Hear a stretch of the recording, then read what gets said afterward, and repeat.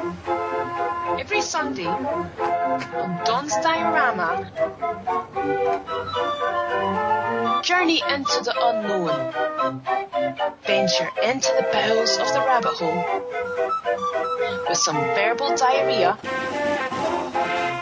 at 9 p.m. to 10 p.m. BST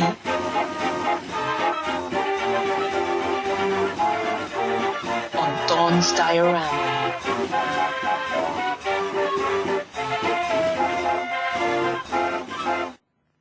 I sold my soul to the devil. Katy Perry.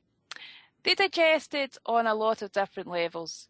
Some people will see it and be disgusted by it, but maybe they'll be unconsciously aroused by it. If people keep seeing it and seeing it and seeing it, eventually it's not going to be such a strange thing. That's a quote by Madonna. Exposing the works of Satan, popular music. In his autobiography, The Dogfather, Snoop Dogg says the devil came to him to make a deal that he would be rich and famous in exchange for his soul. Snoop accepted the devil's offer, by his own words, and identifies that the point at which Calvin Broadus dies, Snoop Dogg was born. I met the spirit of music, an appearance of the devil in a Venice canal, running. I saw a Satan or a satyr moving beside me, a fleshly shadow of my secret mind. A quote by Jim Morrison. I was directed and commanded by another power, the power of darkness, that a lot of people don't believe exists, the power of the devil, Satan, by Little Richard.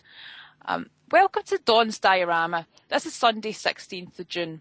2013, and tonight I'm really excited because I've got DJ Mark Devlin. He's a club and radio DJ, and he's on to expose Satanism within the music industry. Mark Devlin is as I said, he's widely successful with his radio and club DJing, not just within the UK but worldwide. He has a website at djmarkdevlin.blogspot.co.uk, and he also runs his own online music magazine, blacksheepmag.com. So, being a music industry insider, it puts him in a perfect position to expose this. So, it should be a good show. So, without further ado, let's expose what's going on. Let's go behind these curtains, wide open tonight. So welcome to the show, Mark. How are you doing? Hey, Dawn. I'm good. And just to point out, the name Devlin doesn't mean devil in. Just in case anyone was wondering. It's a name that was brought into the family by adoption. It doesn't go way back. So if anyone tries to read anything into it, don't go there. Just to clarify, it's not, in this clear. case, a conspiracy. Exactly. So, right, let's start at the very beginning, Mark. Let's go back to your talking about your background. Who are you? How did you get to this point? How did you get started? And how did you come to the realisation that something was not quite right within the music industry? Well, I've been a lifelong music fan. I got into it very young. I bought my first record when I was 5, which was Queen's Bohemian Rhapsody. And throughout my childhood and teenage years, I was into basically whatever was in the charts, pop music generally. And I had this idea when I reached my teenage years that I'd like to be a DJ.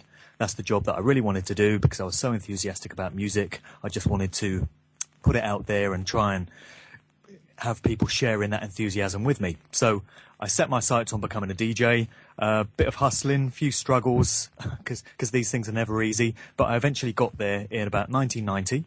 So I've been doing my thing for the last 23 years. To cut a long story short, I've done various radio shows on different stations. I currently do one on a station in Oxford, which is where I live. And I've been fortunate enough to DJ up and down the UK and in about 40-odd countries around the world. So had a good time, had a good innings. If the career flops tomorrow, then it's been fun. And I got involved, when I became a DJ, I got involved with what you would loosely term black music in all its forms. And that was mainly hip-hop, but it also included soul, funk, R&B, reggae dancehall, soulful house, that sort of thing. But hip-hop has pretty much been the foundation. And the golden years of hip-hop, as any purist will tell you, were pretty much the 1990s or the late 80s to the mid-90s. That's when all the classic material came out. That's when the art form was really at its peak. And in my view, things started to degenerate in terms of hip-hop output from probably 1997 onwards, but noticeably through the 2000s. So from 2000, as the millennium progressed, in my view, there were some very clear changes taking place in the sort of lyrics that you were getting in hip-hop and the sort of imagery that was going into videos and the sort of artists that were getting to the top of the tree. And this progressed, and it got to the point in 2008 where the sort of artists that were coming through and the sort of production methods that were being used in so-called hip-hop were so different to what had gone before that I started asking some questions about what was going on, because it seemed to me like there was an agenda starting to be put into place. And this kind of coincided with a personal conscious awakening, as I call it, which started for me around about 2008 and reached its culmination in 2010, which is when I would say I woke up, to coin a phrase. And that's when I came to a realization that actually the world and reality and life is nothing like we've been conditioned and programmed all our lives to believe that it is. And the big picture shows you that there are some individuals controlling every aspect of daily life, human affairs, from behind the shadows that we're not supposed to know about, that are pulling the strings of those that we see in the public eye. So politicians and corporate bosses and musicians and Hollywood actors and all the rest of it. Just sorry to interrupt your stream of thought there, but just before we go any deeper into this, I'd like to ask you what made you take the plunge to expose your findings when many others in your position don't?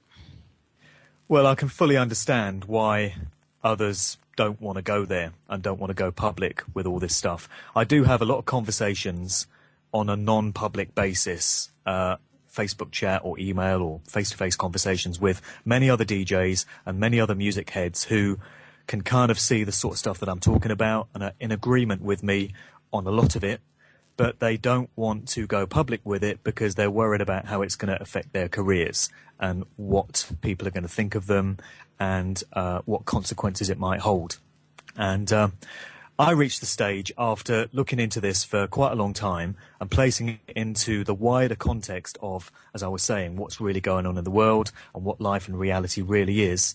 And I reached the decision that I need to be talking out about this because somebody needs to be putting it out there. Why should it be somebody else? You know, I've taken that responsibility on myself because you can't decide that somebody else has to do this if you realise what's going on. You take that responsibility yourself and you just say what needs to be said. And I've reached a point where I've let go of the fear of what people might think of what I say. Don't give a damn what people might think.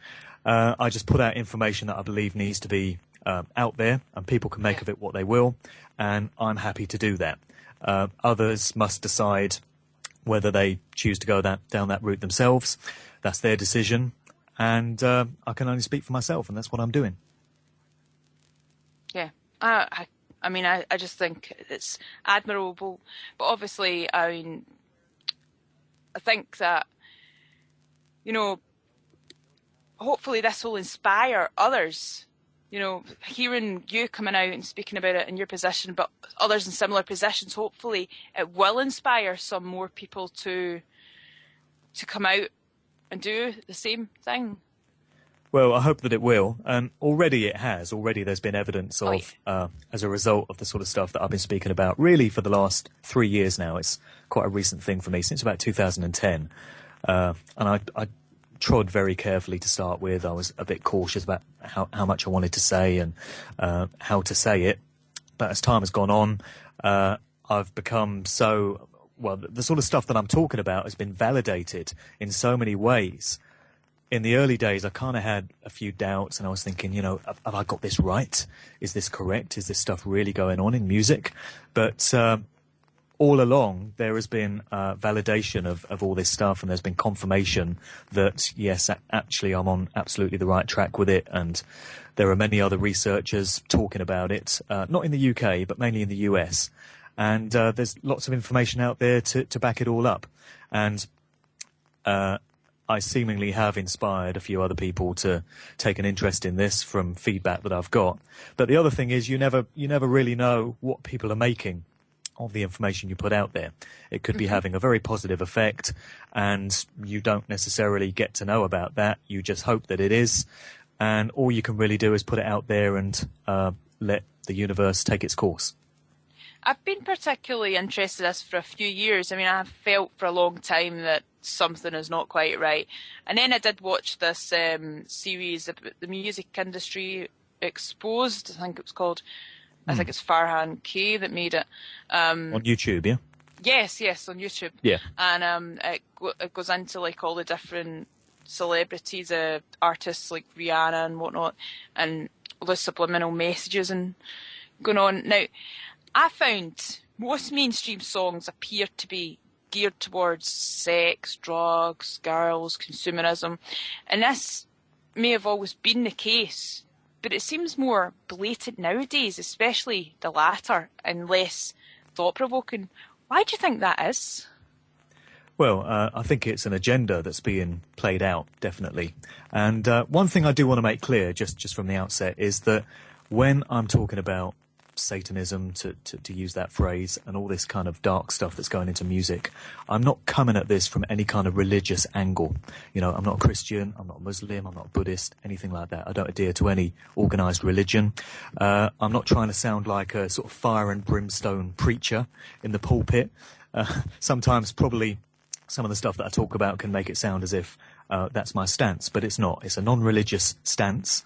I'm all about truth and consciousness. And that's the era that we're living in now. So many people are waking up to these great truths about who we really are, what we're doing here, where here is, what life is all about, and what human consciousness is. And so that's the perspective that I'm coming at all this from. And also, when it comes to the term Satanism, which I know we're going to refer to, I don't personally take that to mean belief in a demonic entity known as the devil. So I don't take the biblical kind of interpretation of Satanism. Satanism to me is all about bad energy, negative energy, because everything is made up of energy. Everything in existence is energy resonating and vibrating at different frequencies. And when you have low frequency energy, it's very bad, it's very negative, and there are lots of kind of scenarios that can reside within that domain. And there are also entities, non-human, off-world, interdimensional entities that reside within negative frequency ranges. So in my view, what's happening with particularly the sort of music that's being put out now, although it goes way back, is all about summoning up and conjuring up and residing within bad, negative energy frequency ranges. So that's kind of my disclaimer, really, at the start of it all. But it does go way back. There's the story of Robert Johnson, the blues singer, making a deal with the devil. And it's a famous story, which a lot of people take to be a metaphor. But I would suggest that maybe it's not a metaphor. The story is that in exchange for fame and fortune and great musical gifts, becoming a fantastic musician, Robert Johnson made a deal with the devil. And it's this kind of mythical story that gets banded around the music industry. And at the start of the show, you gave a lot of other examples of people that have talked about this type of thing. And going way back, you've got stories of the Beatles and the Rolling Stones in the 60s, dabbling with the dark stuff. And you've got the Rolling Stones track Sympathy for the Devil. You've got the Beatles track Helter Skelter, which is said to have inspired the Charles Manson family murders of Sharon Tate and others in 1969. Apparently they were all listening to Helter Skelter by the Beatles and reading all kinds of subliminal messaging into the lyrics. So this stuff was very much in the public domain and in the music headlines in the 60s. You've then got the influence of Aleister Crowley, the infamous Satanist. Oh, of course, yeah. The Beast, the 20th century's most famous Satanist, self-styled, who is something of a celebrity within the music world. And why the hell would that be, you might ask? But Crowley pops up everywhere. He's on the sleeve of the Beatles' Sgt. Pepper album. Jimmy Page of Led Zeppelin was obsessed with Aleister Crowley, and he bought his house, Boleskine House on the shores of Loch Ness, where all kinds of seances and dark stuff went on, all kinds of strange stuff. We hear that David Bowie was hugely influenced by Crowley, Elton John as well, and so many others. A lot of the prominent ones. Yeah, exactly. Going back to the 60s and 70s. Then you get into the issue of backmasking, subliminal messages, which are supposedly encoded into a lot of rock records. The famous example is Led Zeppelin's Stairway to Heaven, which apparently, if you play it backwards, which I've done, you hear various references to Satan, my sweet Satan, and all this sort of thing. And I've got to say, having reversed the track and listened to it myself, it does sound pretty plausible. You approach these things with an open mind, but it does sound to me like there's something going on there. So you got all of that. And there was a famous case in 1990 involving Judas Priest, the group Judas Priest, who were taken to court by the families of two teenagers who had committed suicide, allegedly as a result of hearing subliminal messages in a Judas Priest track when played backwards. I don't know why they were playing the track backwards, but apparently there were messages. There was a message saying, do it, do it. And this was actually played in the court case to try and prove the prosecution's point. And the allegation was that this had caused these two teenagers to go out and take their own lives. So, all this dark, strange, demonic sort of stuff has been going on a long time. And what I've noticed in the what's laughingly referred to as hip-hop is that it's kind of a modern interpretation and a modern manifestation of something that's been going on for a very long time. So all this stuff we're seeing in music videos now, all the stuff we're hearing in lyrics, the kind of artists and the images that they have, is the contemporary way of continuing an agenda that's been going on for a very long time. Because it would appear to be the case that the music industry is, and probably always has been, run by some very dark, very sick people, as are all other aspects of daily human life, sadly. I know that's inconvenient. I prefer it wasn't the case, but inconvenient as it may be, it is true. Now, there is plenty of examples, obviously, that we can get into of artists that, mainstream artists that are maybe a bit mind controlled or whatever, but we can go into that in a minute. But what about the artists that are bucking this trend and actually putting out some really good quality music, and they're not losing the intellect from their music, who are actually actively going against this and trying to, they're lucky enough to have the success. Well, I suppose it's more that it's not just luck. I mean, they've got the talent as well, but obviously it does take some luck as well, I think, with the way the whole music industry is set up, because it's not really favourable to people who have real, genuine talent all the time. Yeah, well, there certainly are a number of artists out there making positive... Yeah, if they go against what the mainstream music wants them to do, if they're actually trying to buck the trend and expose things, then they're going to come up against some brick walls. What do you think about that? Well, sadly, there are consequences for artists that tend to do that, and we've seen some examples recently. Michael Jackson, of course, is a good one. We hear that just before the series of shows that he was due to do in Wembley, he was planning to publicly expose some of the workings of the industry, and particularly Sony, which is a label name that you hear cropping up time and time again when it comes to the manipulation of artists and all this stuff that's going on behind the scenes. And of course, Michael Jackson didn't last long after that story emerged. Another more recent example from an artist who was also part of Sony is Lauryn Hill, formerly of the Fugees, who, as people have probably heard, was recently hit with a huge tax bill of nearly $1 million. And she said that one of the reasons why she'd not paid this tax bill is because her family had been getting threats. She didn't go into any detail, but she suggested that she'd been receiving threats from persons unknown, and that she'd been through a whole load of turmoil as a result. And it turned out that the only way she was able to pay back this huge tax bill that she owed was to sign again a new contract with the record label that she successfully split from many years earlier, which is Sony, Columbia. And so that is her only way of paying back this tax bill. And, you know, this tax thing smacks of a stitch-up to me. It pretty much seems like she's being made an example of, because she's been very vocal about the workings of the industry before as well, and she's tried to expose some of the stuff that goes on behind the scenes. And so it seems there are consequences for artists that step up and try and do this, which is why so few of them do.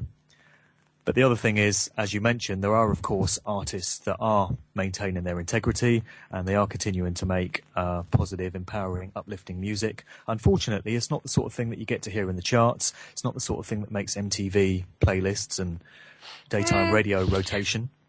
There was some exceptions in the past, like, for example, Tupac. Well, in the past, certainly there was. I mean, Bob Marley had a whole career of making great music, meaningful music, and John Lennon as well. But we're going back a long way with these artists. Yeah. Within hip-hop circles, I'm thinking of acts like Public Enemy and Dead Prez, who make great music and have never really sold out. And also you've got artists like Immortal Technique and Low Key out of the UK, who are known for making music with a message that's positive and that talks about meaningful things that people need to pay attention to. So those artists are out there. But it seems to me that the industry has reached a stage where if you're going to become one of the A-listers at the very top of the game, that is getting all the video plays and is getting all the big shows and is getting played on the radio all the time, you've got to be a manipulated stooge, a puppet of the industry. And that's what we're seeing with pretty much all the artists within the so-called hip-hop, R&B and pop music fields right now.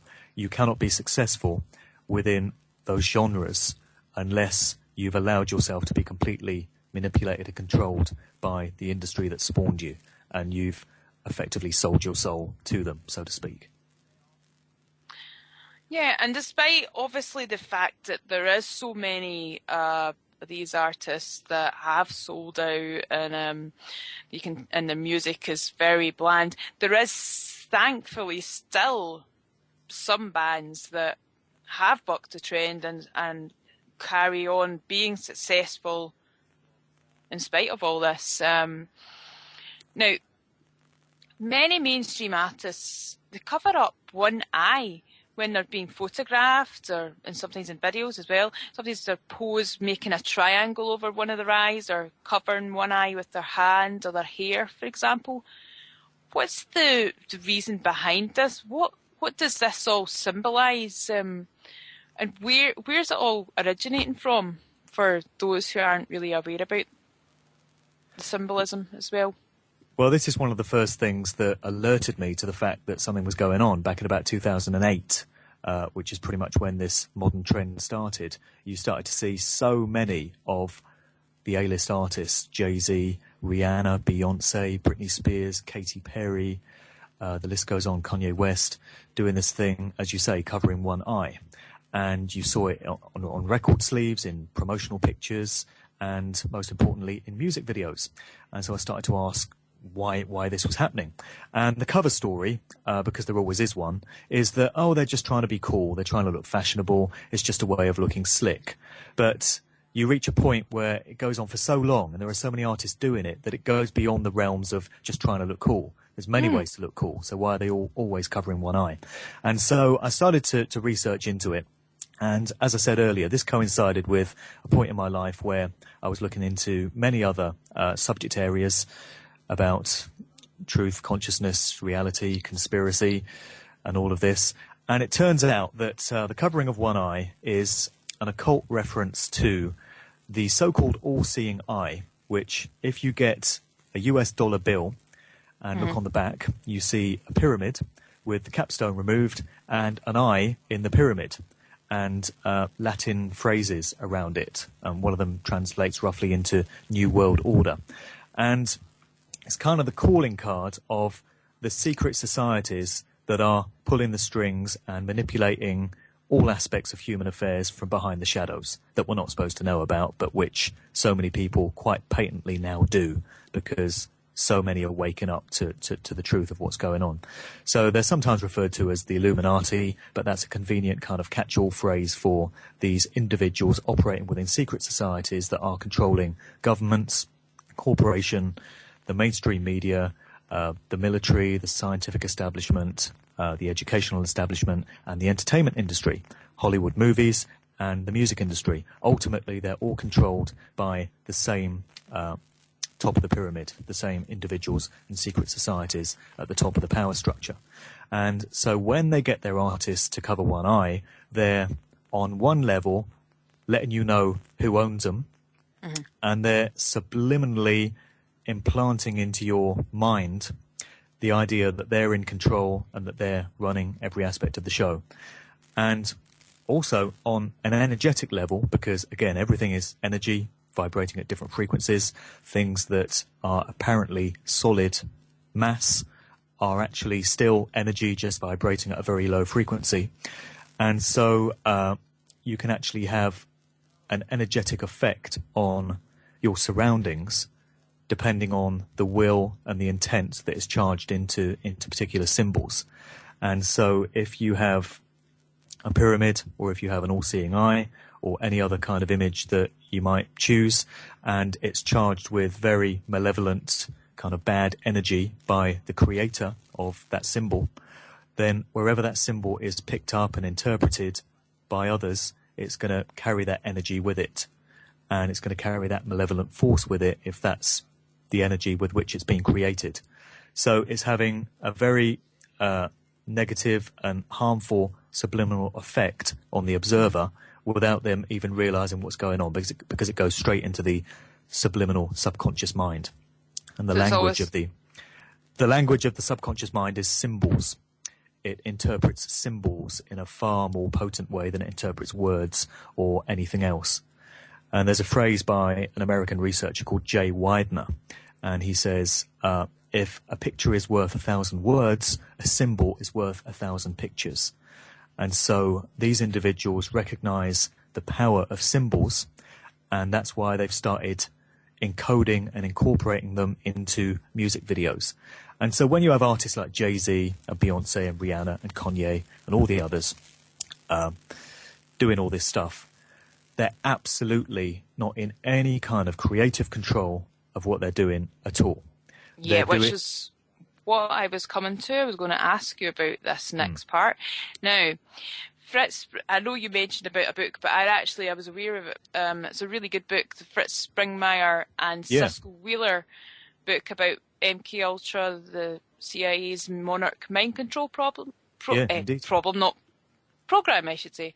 And now, there's a lot of evidence to suggest it's been used on much of the mainstream artists in order for them to program the masses. Do you think this is true? What would you add to this? And could you explain for the listeners what this is, what this monarch mind control program is? Well, it's absolutely real, MK Ultra. It's beyond the realms of what you might call conspiracy theory. It's in the public domain. You know, there are documents and records proving the fact that this program exists. There's the Fritz Springmeier book, which is an excellent reference point, as you just mentioned. And there are all kinds of insiders and whistleblowers and people that have actually been subjected to MK Ultra that have lived to tell the tale. So it's very real, and it's something that was developed many decades ago. The story goes that it was developed in Nazi Germany, in the concentration camps, which is where the methods were perfected, if you can call it that. And at the end of the Second World War, many of these Nazi scientists that had been working on these programs were secretly taken to the United States to continue working on these programs for the US government and various factions of it, and the early version of the CIA. And it's mind control. MK means mind control in the German, and MK Ultra is one branch of it. Monarch programming is another, and is very sinister, very dark, very depraved.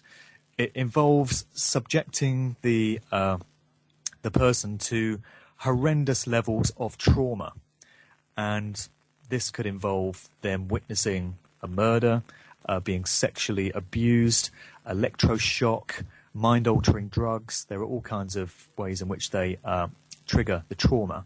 And they've worked out that the human mind, when exposed to horrendous levels of trauma, tends to shatter into different compartments, different dissociative identities. And so each one of these segments of the mind has its own identity and can be programmed independently of all the others. And you've seen this in a lot of Hollywood movies. There was one recently called Identity just a few years ago, which deals with this because they encode all this stuff into Hollywood movies to let you know what's going on. And so anyone that kind of tries to claim this stuff is real, a good way of discrediting them is to say, oh, you've been watching too many Hollywood movies, you need to get out more. But yeah, you have these dissociative identities and they can then be programmed in different ways. And so this is the way they create mind-controlled assassins. Good example would be Mark Chapman, the guy that shot John Lennon, who obviously was programmed with the mission to, at all costs, shoot Lennon. But he was clearly then programmed to forget what he had done, because the story goes that when the cops arrived, the guy was just stood there calmly reading a copy of Catcher in the Rye and with no recollection of what he'd just done.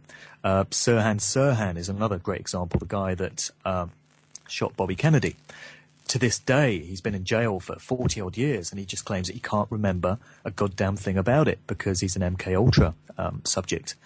And so in recent times, they've started using this technology on music artists. And there's a lot of evidence that this is the case. And as I said, this power structure, these power elites as they see themselves, do tend to like to announce what they're doing by encoding it, sometimes subtly and sometimes not so subtly, into things like Hollywood movies, TV shows and music videos. And when you watch a lot of music videos from the last few years, I would suggest from around about 2008 onwards, you see all these visual symbols which represent MK Ultra mind control and monarch programming. Anything involving dolls or mannequins with broken, amputated limbs is a sign of MK Ultra mind control. How many videos have we seen this in? Anything involving a shattered mirror, anything involving pink hair, which sounds crazy, but you see a lot of Barbie doll type looking characters with pink hair, Nicki Minaj being a classic example. Her nickname is even Barbie. And the idea here with the dolls is it's the shattering of innocence. Innocence as represented by childhood. And, you know, a childhood doll is something that's seen as very pure and very innocent.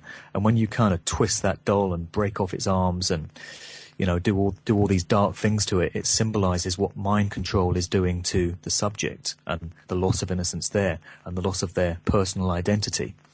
And we've seen lots of examples of this in music videos. Katy Perry videos are full of it.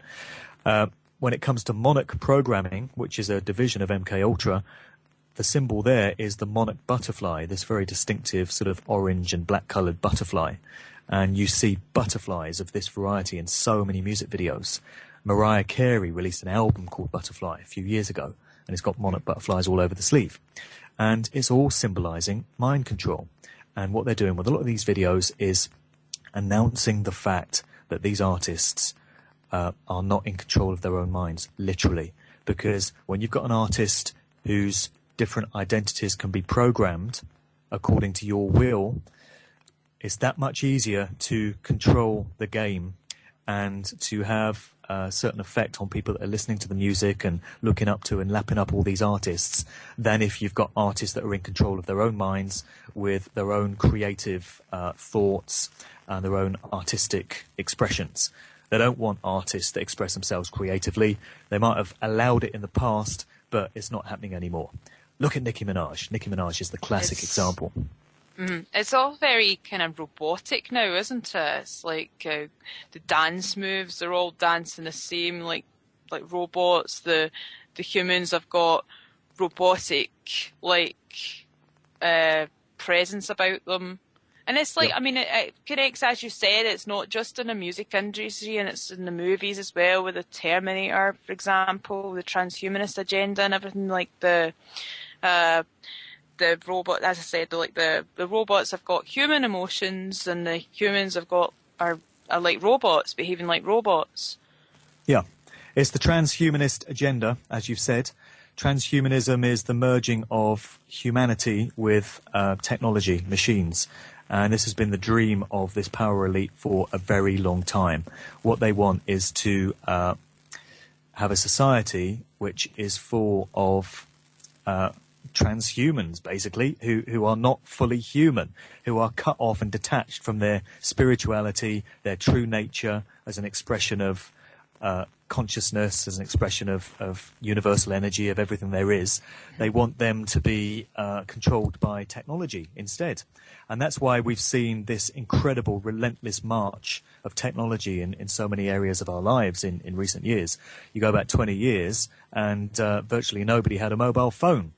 You certainly didn't have to scan all your groceries yourself in Tesco and have machines barking orders at you. You could phone up a company and speak to a human being instead of having to go through a bloody robot, as you do now. And now everything is controlled by computers. Everything is controlled by technology. You want to drive from point A to point B. Most people just turn on the sat nav. In the old days, you pick up a map and read it yourself. And none of this is by accident. It's all because they want a society that is completely dependent on technology and machinery.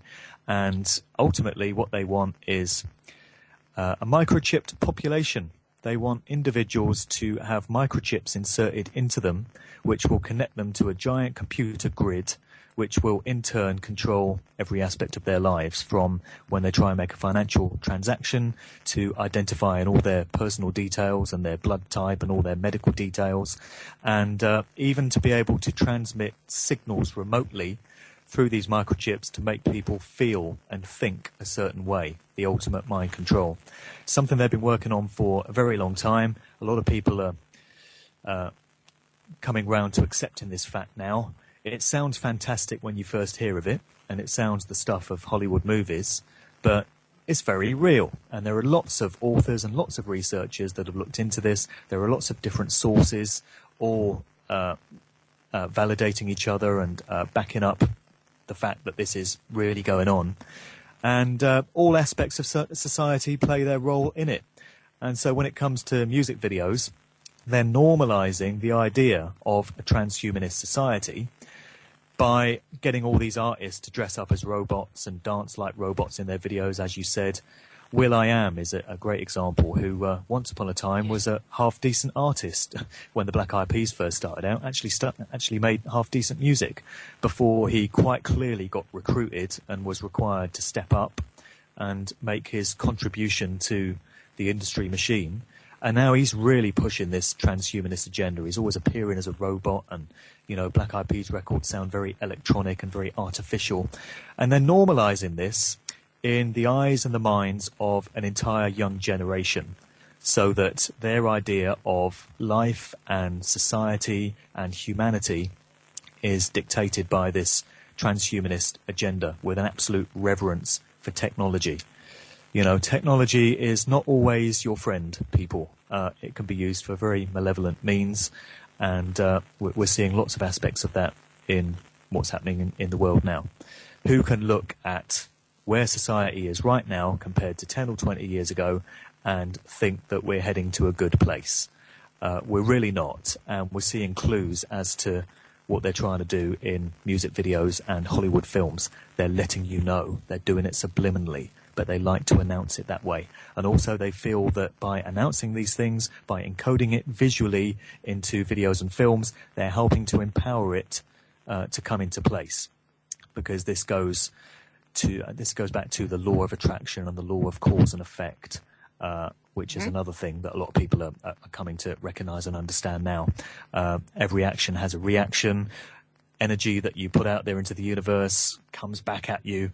And, you know, if you wish and will for something to come into place, if you put the correct energy out there, you can actually help that thing to manifest into reality. And anyone can do it as long as they know what they're doing. And these individuals clearly do. And so by visually depicting something in a music video, they believe that they can help it to actually become a reality. And that's the sort of society that we're headed for if we don't all wake up and realise what's going on and head it off. And that's what we need to do. That's a very thorough answer. Thank you. Now, I want to go back to the whole Monarch issue, the Monarch programming. Now, how do we spot the difference between an artist who's under this Monarch programming? Is there a way of identification here? Do they have a stamp or something on them? Or well, it's nothing visual like that, but there's some clues with some of these artists, some very, very clear clues. And as I mentioned, Nicki Minaj is the ultimate example. You could have a field day looking at Nicki Minaj and examining her whole persona or personas, because she has plenty. Is she on is it the X Factor? Because I don't really watch these trashy programs. I don't blame you. That's a good move. No, she's Nicki Minaj is allegedly a rapper, we're told. Right. I'd call her something different, but she is the most prominent female so-called rap artist of the moment. She's part of Lil Wayne's camp, Young Money, Cash Money Records. And that's a collective that consists of Lil Wayne, Drake, Nicki Minaj, Tyga, Big Sean, and a whole bunch of other artists that they're bringing through. And Nicki Minaj is a very prominent artist that a lot of the kids are getting down to. You hear her records in clubs all over the place. She's all over certain radio stations. And her music is absolute garbage. It bears absolutely no similarity to anything that went before it in terms of hip-hop. The sort of stuff she's talking about lyrically is degenerative, it's negative, it's not the sort of thing you want your teenage daughter listening to. It's, sexually explicit and just talking about negative stuff and nonsense and just brain-dead stuff, really, that is not going to do you any good at all. And Nicki Minaj is a very good example of a mind-controlled artist. You get the impression with her that they're not even trying to hide it. She's got these various personas and these various alter egos that she slips into. And she does it in interviews. She'll be in the middle of an interview.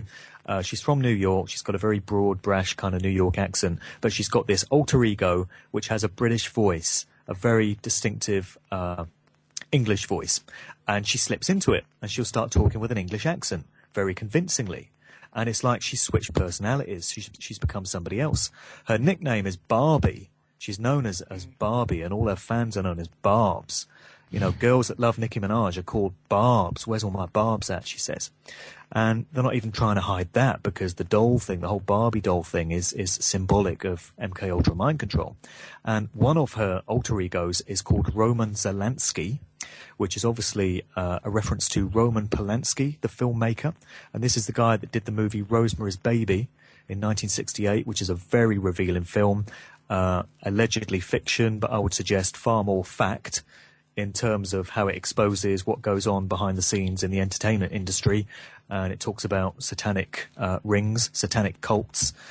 And a lot of that is very, very real. Roman Polanski was the guy that brought that to film. Roman Polanski is the guy whose wife, Sharon Tate, was murdered by the Manson family in those 1969 murders in California while she was pregnant. And many believe that was Roman Polanski's sacrifice to the industry and his way of stepping up in the game and being elevated to higher levels within the entertainment business, because many researchers will tell you that a sacrifice, an actual blood sacrifice of somebody close to you, is required of you if you're going to move up to the upper levels of the industry. Again, I know it sounds fantastic. I know it sounds outrageous the first time you come across it, but you would be surprised at the number of authors and researchers and the amount of work that's been done into this to suggest that it is actually the case. So yeah, going back, that's Roman Polanski, aka Roman Zolanski, which is one of Nicki Minaj's alter egos. So it's easier to spot with some artists than others. Nicki Minaj is a dead giveaway. And then there are others such as Mariah Carey. Now, I don't know if she's undergone Mind Control, but it wouldn't surprise me because you got the album Butterfly, which came out with the monarch butterflies all over it. I remember there was a story a few years ago of Mariah Carey attempting suicide. I think we're going way back to the 90s here. Okay. But she apparently went off the rails a bit, and we're told that she attempted to commit suicide. And then you hear that she'd kind of gone to counselling or whatever. And then a few weeks later, it's announced that the old Mariah is back. She's back to normal. She's okay now. Nothing to worry about, folks. Which would be reprogramming. That would be the programming wearing off. Very sinister. And then going back to the lab to get the programming topped up. And Britney Spears is another great example. You know, Britney Spears, a few years ago, going a bit mad, shaving her hair off, attacking cars with umbrellas. Again, Britney then goes away and comes back a short while later with her hair growing back. And we're told, it's okay, the old Britney is back. No need for alarm. Here she is, business as usual. Reprogramming. Sometimes the MK Ultra programming wears off and it needs to be topped up. And we see examples of that. Absolutely fantastic, I know, but unfortunately, it would appear to be true. Madonna's another example, isn't she? I mean, she's done a lot of things, especially a lot of her live performances have things like pyramid, like Freemasonry symbolism, like the pillars, the checkered floors, the pyramids, as I said, and all sorts of... even in our video Frozen, I'm sure she's like shape-shifting. Yeah. She shapeshifts into a dog. Yeah, how appropriate. In many ways, Madonna is seen as the high priestess of the industry. And at the Super Bowl show, the US Super Bowl show last year, 2012, the halftime show, she was very prominent in that. She appeared as some kind of priestess of some cult. And that show was absolutely steeped in occult, satanic imagery of every variety you can imagine. And there were other artists involved in that as well. Nicki Minaj was dressed up as a sort of Catholic priest. CeeLo Green was involved in that one, and MIA. And there was the incident a few years ago where Madonna kissed Britney Spears live on stage. And, of course, that caused outrage. But it got so many people watching it and focusing attention on it. And that would appear to be some sort of occult ritual. Madonna is very much entrenched in the industry, has been for many years, and is in a very senior position now because she's served the system for so long. But in all these cases, you just get the impression that, these artists have literally sold their souls and they're just not in control of their own lives anymore. And what might at first appear to be a very attractive prospect, fame and fortune and riches beyond your wildest dreams, I'm sure it becomes clear to a lot of these artists after not very long that they got themselves into something terrible and there is no way out. You can't say no. You can't go back to your old life. You're in it for good.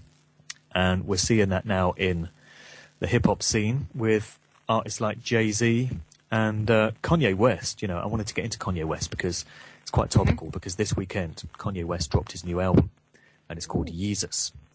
And it's a play on his nickname, which is Yeezy, Kanyeezy. You know, he's called it Yeezus. It's just a wordplay thing. But, my God, Kanye's last album was called My Dark Twisted Fantasy. And dark and twisted doesn't even start to do this one justice. And Kanye West claims to be a Christian. You know, he came out a few years ago with Jesus Walks. And he was talking about he's a Christian. And listening to this album, if Kanye West is a Christian, then I'm Mother Teresa of Calcutta. This is the darkest, most twisted, discordant album I've ever heard, I think. It's just a mishmash and a horrific sort of melting pot of really dissonant, horrible, grating electronic noises and really dark lyrical themes and all this other stuff going on. There's one track where he actually says the words, "They say I'm possessed, that's the omen." And elsewhere in the track, he starts crying like a sort of raven or a crow, making the noise of a crow. There's another track where he says, "So scared of my demons, I go to sleep with a nightlight on the track I'm On It." And then you've got sounds like somebody in a mental institution in a straitjacket sort of screaming to get out, and sounds that are like a sort of torture chamber, a dungeon straight out of the movie Saw or something like that. And Kanye West didn't start out like this. You know, he started out as a producer, making tracks for the likes of Jay-Z, before he came out as a rapper in his own right. And his first album, The College Dropout, was an industry classic. Incredible lyrics, really creative music, very different to anything else out there. And over the years, you've just seen Kanye sort of degenerate into this horrible, nasty mess that he now is.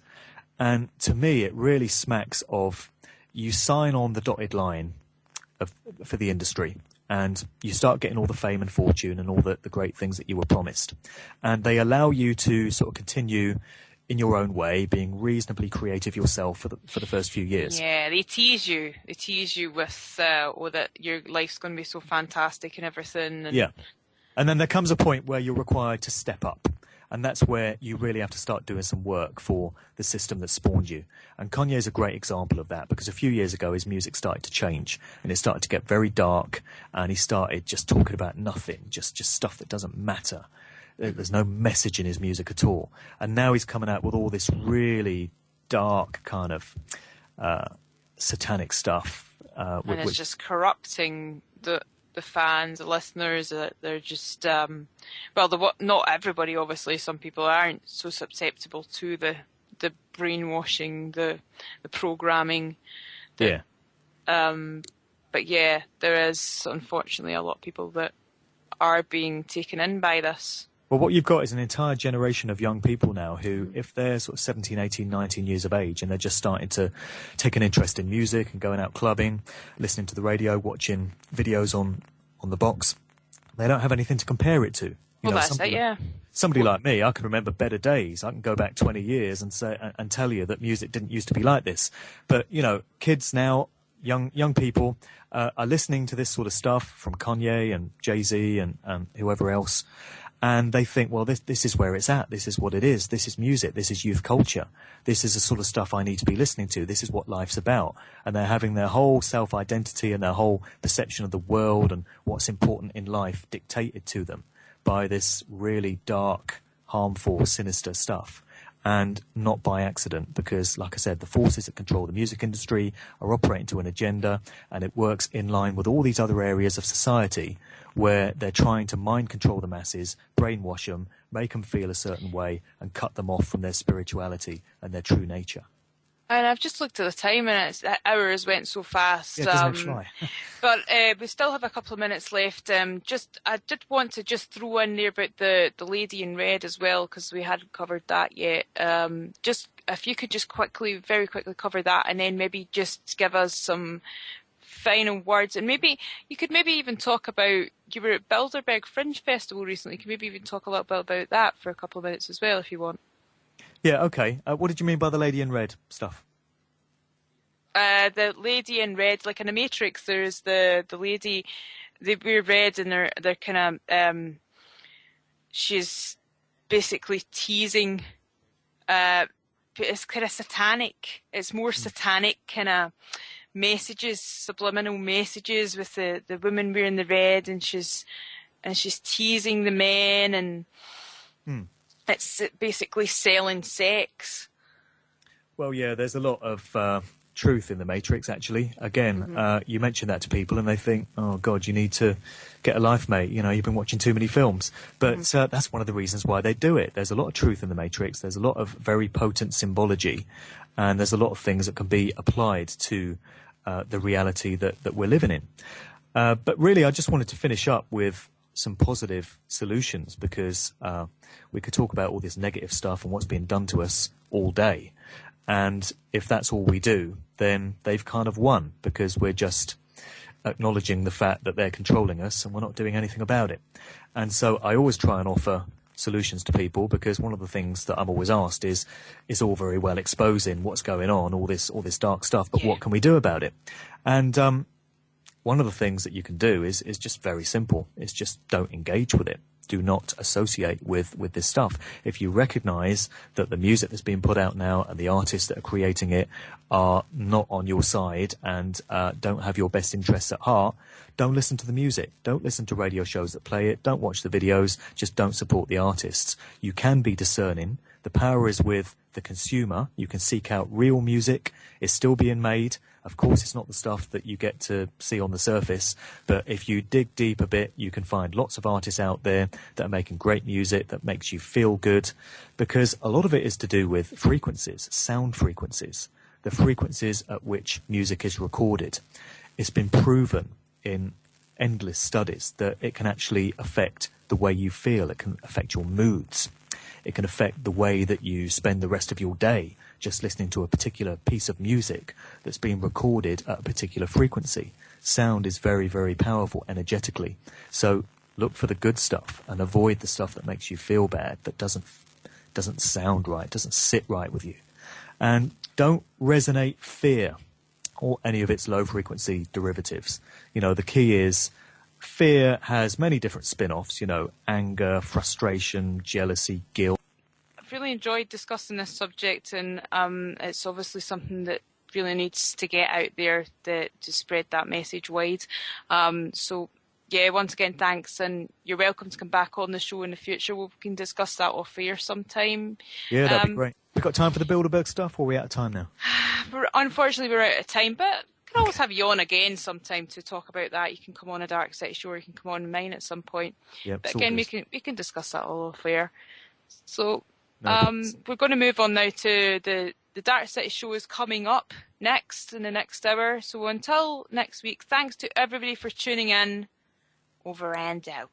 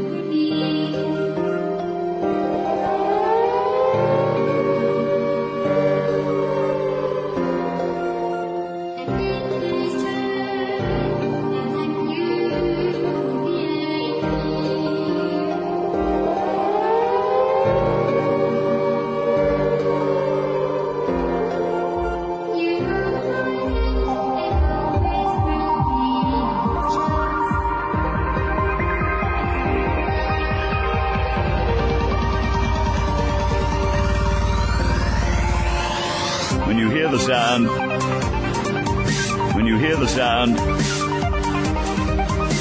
when you hear the sound,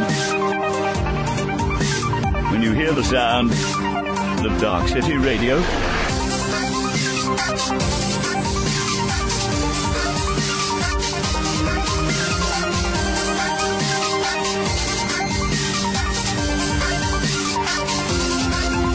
when you hear the sound, when you hear the sound, when you hear the sound, when you hear the sound of Dark City Radio, you know what to do. You and your family must take cover immediately. The initial flash from the explosion can burn the skin and cause blindness.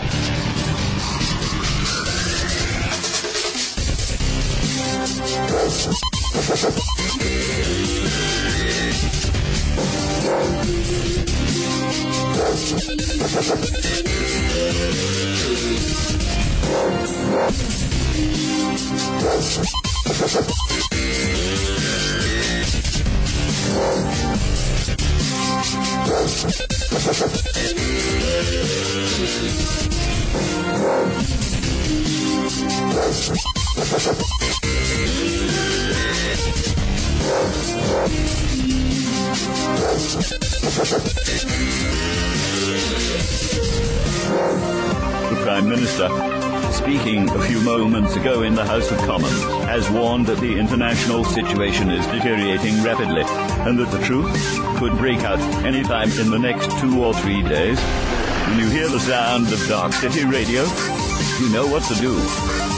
You and your family must take cover immediately.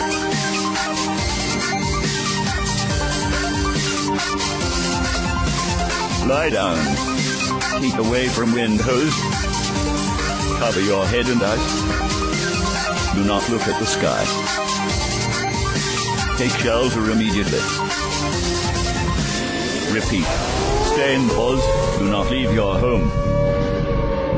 Take shelter immediately.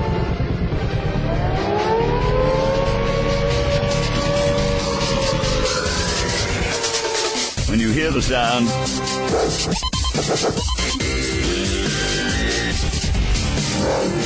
the sound, you know what to do. You and your family must take cover immediately. Duck and cover.